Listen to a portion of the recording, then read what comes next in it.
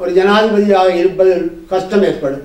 எனவே நான் மாகாண சுயாட்சி முறையை கொண்டு வருகின்றேன் என்று சொன்னார்கள். அதற்காக வடக்கு கிழக்கு இணைந்த ஒரு மாகாண சபை தற்காலிகமாக இணைக்கப்பட்டது. ஒரு வருடத்தின் பின்னர் அது மக்கள் கருத்து அணிந்து, அதாவது கிழக்கு மாகாண மக்கள் விரும்பினால் தொடர்ந்து இணைந்து வாழலாம் அல்லது பிரிந்து போகலாம் என்ற மாதிரி ஒரு தேர்தல் நடத்துவதாக யோசித்திருந்தார்கள். ஆனால் நடைமுறையில் நடைபெறவில்லை.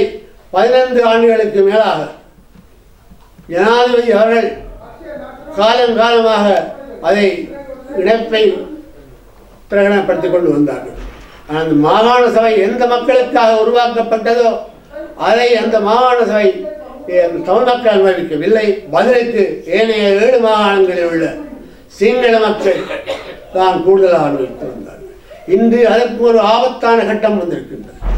என்னென்று கேட்டால், மாகாண சபைக்காக கொண்டு வந்தது, அதிகார பரவலாக்கத்திற்காக கொண்டு வந்தது தான் 13வது சரத்து.